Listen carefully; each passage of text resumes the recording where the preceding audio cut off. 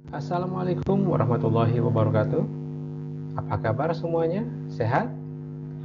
Alhamdulillah.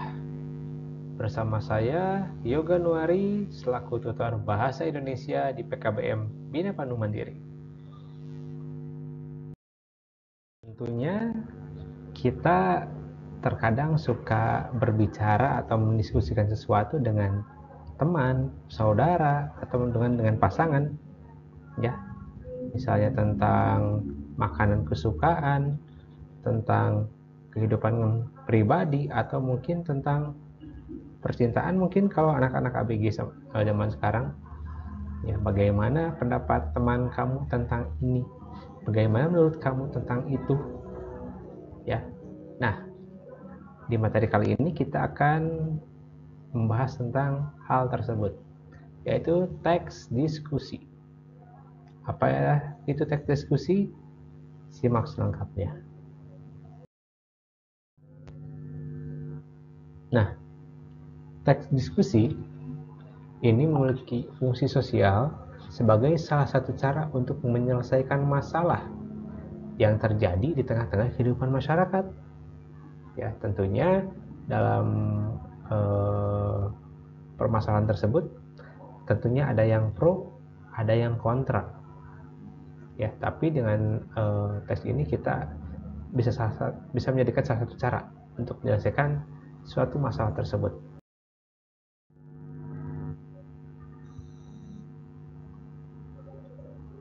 Nah, untuk menyimpulkan isi teks diskusi itu akan memiliki fungsi untuk menambah wawasan dan menumbuhkan sikap menghargai pendapat orang lain. Tentunya kita dengan terbiasa berdiskusi dengan orang lain, itu yang pertama akan menambah wawasan, ya, dan juga kita akan terbiasa untuk dapat menghargai pendapat orang lain. Kita terbiasa untuk mendengar argumentasi atau pandangan orang lain, tidak menjadi kekeh terhadap pendapat kita sendiri, tidak menerima pandangan orang lain. Tidak seperti itu ya. Kalau memang kita terbiasa untuk diskusi, kita akan lebih menghargai, ya, meskipun pandangan orang lain mungkin berbeda dengan kita, tapi kita akan lebih bijak untuk mendengarkan pendapat orang lain.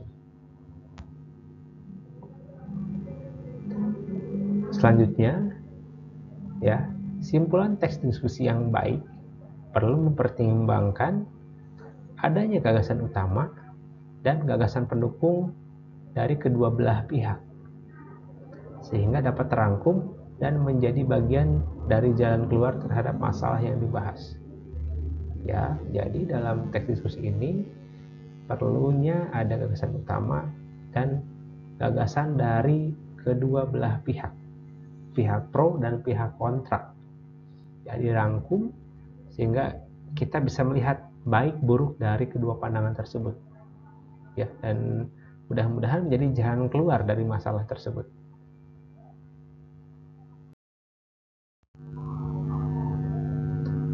Nah, adapun struktur dari teks diskusi, misalnya kita akan membuat teks diskusi, tentunya kita harus tahu susunan dari teks tersebut. Yang pertama ada pendahuluan, berisi tentang isu atau topik mengenai masalah yang akan dibahas. Ya, kita kemukakan isunya atau topiknya, tentang apa yang akan kita bahas. Ya, struktur yang kedua ada sudut pandang, yaitu memaparkan gagasan utama disertai dengan alasan dan bukti pendukung dari satu sudut pandang.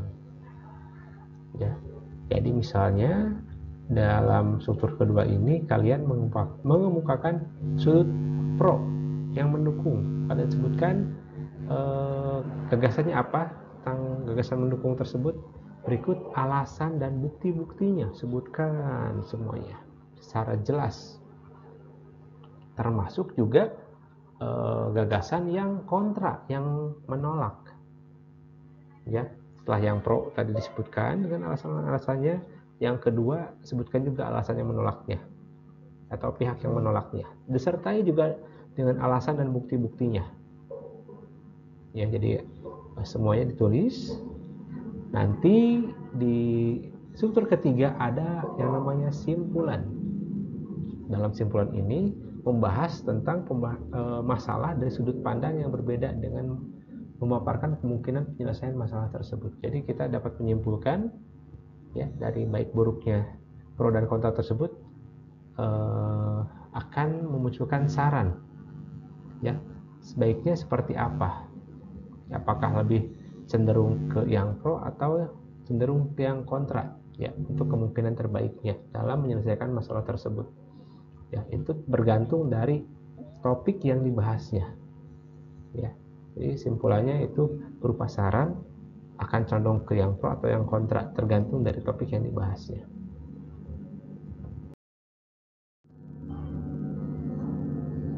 Selanjutnya ada ciri kebahasaan dalam teks diskusi.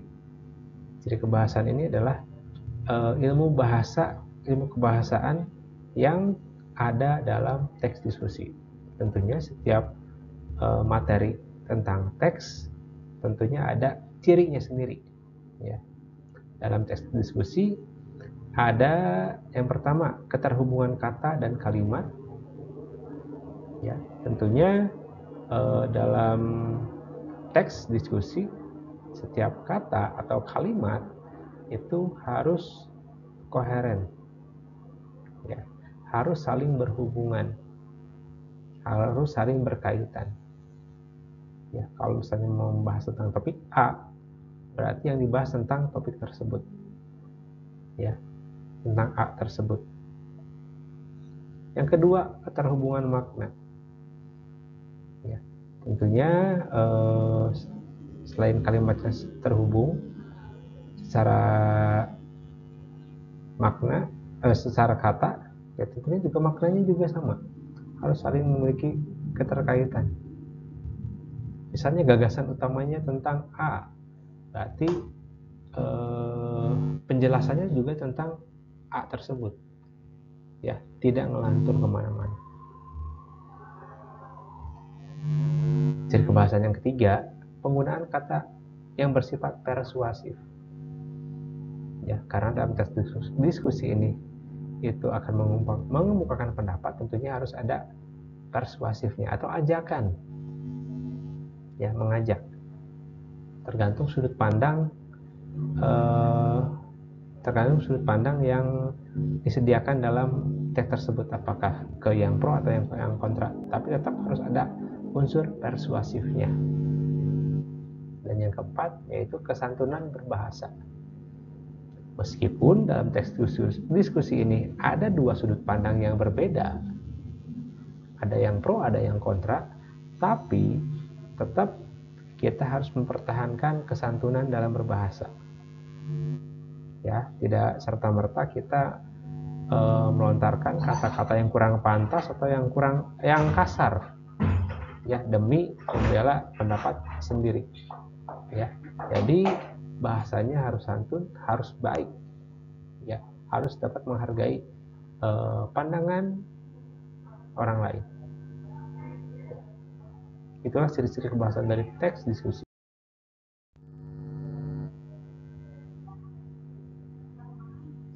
Selanjutnya langkah-langkah menyusun teks diskusi.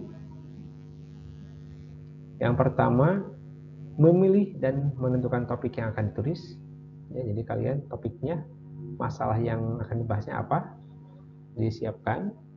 Kedua, menentukan tujuan teks diskusi ya. Tujuannya untuk apa sih kita membahas masalah tersebut, kita tentukan.